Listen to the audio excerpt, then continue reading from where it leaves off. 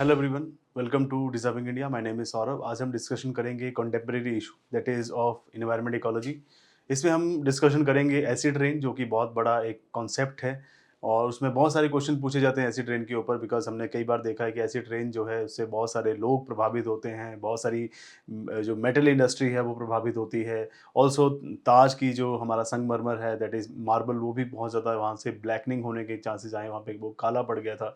और ये जो एसिड रेन है ये बहुत ज़्यादा दुष्प्रभाव डालती है हमारे इन्वायरमेंट इकोलॉजी के ऊपर, हमारे इंडस्ट्री के ऊपर। सो उसी के बारे में हम डिस्कशन कर रहे हैं। सो topic of discussion is acid rain and it's impact on environment. Acid rain, उसका प्रभाव इन्वायरमेंट के ऊपर, और industrial emissions and ecosystem acidification. So acid rain के बारे में हम पहले बात करेंगे, एसिड रेन क्या होता है, ऑल्सो इसका इम्पैक्ट क्या है पर्यावरण के ऊपर, हमारे पर्यावरण के ऊपर, इन्वायरमेंट के ऊपर। ऑल्सो इंडस्ट्रियल एमिशंस, जो औद्योगिक उत्सर्जन किया जा रहा है डिफरेंट टाइप की गैसेस का, और ऑल्सो इकोसिस्टम जो कि एसिडिफाई हो रहा है, जो हमारा पारिस्थितिक तंत्र है वो भी काफ़ी ज़्यादा अम्लीय हो रहा है।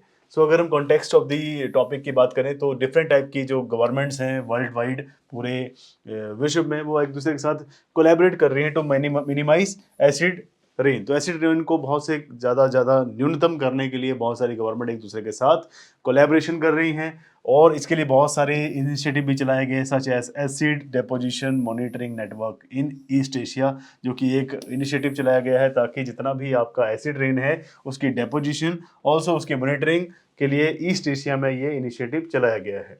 रीज़न की अगर हम बात करें कौन कौन से कारण हैं जिसके कारण अम्लीय वर्षा होती है या फिर एसिड रेन होती है, तो पहला जो कारण है वो है इंडस्ट्रियल एमिशंस। तो औद्योगिक जो उत्सर्जन होता है, जैसे कि कोल फायर्ड पावर प्लांट्स, जो कोयले से चलने वाले पावर प्लांट्स हैं, मेटल स्मेल्टिंग फैसिलिटीज़ हैं, जैसे कि मेटल को पिघलाने के लिए, मेटल्स को उनको फिनिशिंग करने के लिए जो इंडस्ट्रीज़ है उसके कारण भी बहुत सारे ऐसे उत्सर्जन होते हैं, बहुत सारे ऐसे एमिशंस होते हैं। Major source of sulphur dioxide, तो वहाँ से सल्फर डाइऑक्साइड के एमिशंस बहुत ज़्यादा होते हैं, सल्फर डाइऑक्साइड बहुत ज़्यादा उत्सर्जित होती है, जिसके कारण ये एसिड रेन का कारण बनती है। It also contributes to the formation of acid rain significantly.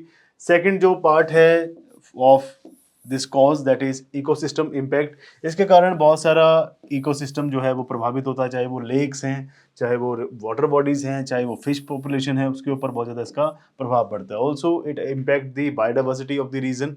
अगर हम बात करें एसिडिक रेन की, सो ये सॉइल को भी बहुत ज़्यादा हार्म करती है। इसके साथ साथ में जितने प्लांट की ग्रोथ है उसके ऊपर बहुत ज़्यादा स्टंटिंग होती है। ऑल्सो ये न्यूट्रिएंट का जो अपटेक है, जो पोषक तत्व है, उनको भी प्रॉपरली प्लांट में ग्रो करने नहीं देती। It leads to forest decline and reduce crop yield. So इसके कारण जो है, जो हमारी फसलें हैं वो भी बहुत ज़्यादा प्रभावित होती हैं, साथ साथ में जो हमारा फॉरेस्ट कवर है उसको भी ये बहुत ज़्यादा मिनिमाइज कर देती है।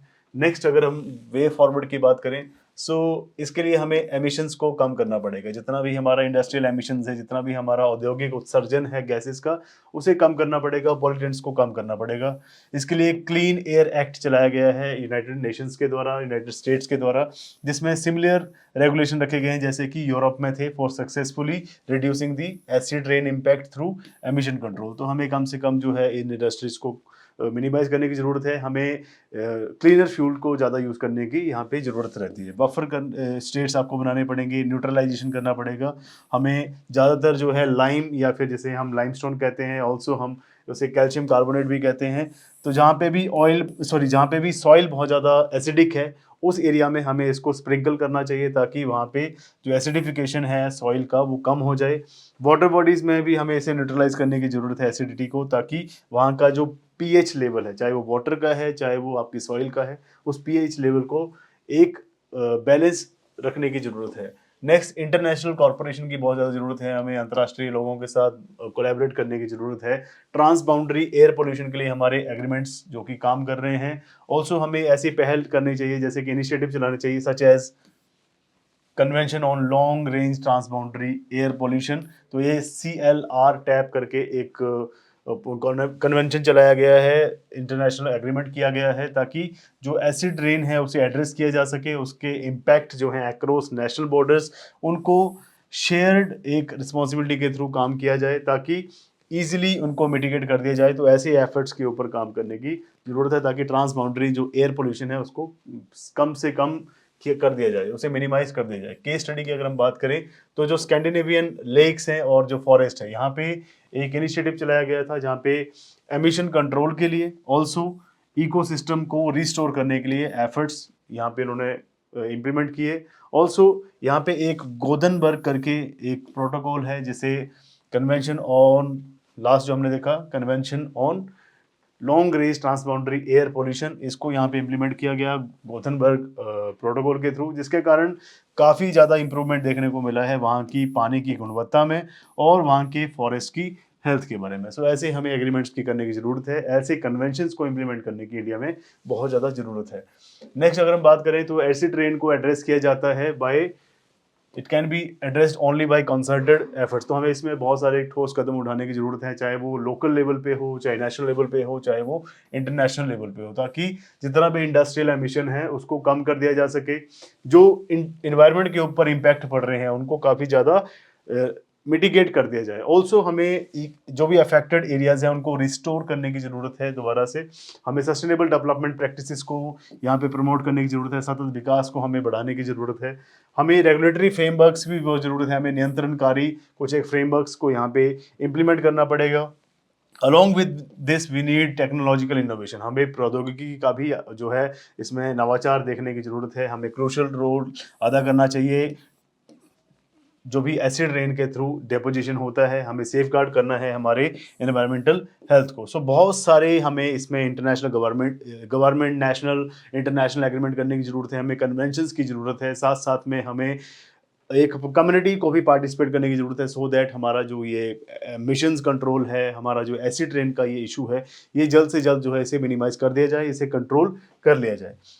नेक्स्ट अगर हम बात करें प्रैक्टिस क्वेश्चन की, तो एसिड रेन के ऊपर जो प्रैक्टिस क्वेश्चन है आपके लिए प्रीलिम्स और मेंस के लिए, तो इसमें आप देख सकते हैं, discuss the causes and consequences of acid rain. Acid rain के मतलब अम्लीय वर्षा के कारण और उनके दुष्परिणामों के बारे में ये क्वेश्चन पूछा रहा है फर्स्ट पार्ट में। Emphasize its impact on ecosystem, इसका क्या इम्पैक्ट पड़ेगा हमारे इकोसिस्टम के ऊपर। ऑल्सो ऑन ह्यूमन हेल्थ, इसके ऊपर भी बात कर रहा है ये। Also propose measures for sustainable environmental management to address acid rain pollution, और आपको इसमें कुछ एक सुझाव देने होंगे सस्टेनेबल इन्वायरमेंटल मैनेजमेंट के लिए। सस्टेनेबल इन्वायरमेंटल मैनेजमेंट का हिंदी में मीनिंग है सतत पर्यावरणीय प्रबंधन, उसके लिए हमें इसमें अपने पॉइंट्स लिखने हैं। सो आप यहाँ पे मेंशन कर सकते हैं जो भी आपने अभी इस स्लाइड में देखा है, और यही प्रैक्टिस क्वेश्चन आपको हेल्प करेंगे आपके एग्जाम में। इन क्वेश्चंस को आप अटेम्प्ट कर सकते हैं, लगभग इसकी जो लिमिट होनी चाहिए वो 300 वर्ड्स तक होनी चाहिए, और विद इन द लिमिट अगर आप क्वेश्चन को अटेम्प्ट करते हैं तो आपके लिए बहुत ज़्यादा इंपॉर्टेंट रहता है। आंसर राइटिंग बहुत ज़्यादा की रोल अदा करता है आपकी सिलेक्शन में, और इन्वायरमेंटल इकोलॉजी के ऐसे और क्वेश्चंस को अटेम्प्ट करने के लिए, उनकी अप्रोच को देखने के लिए, उनके वे फॉरवर्ड को देखने के लिए आप हमारे साथ जुड़े रहें। ऐसी और इन्फॉर्मेटिव वीडियोज़ के लिए आप हमारे साथ जुड़े रहें। Thank you so much. Thank you.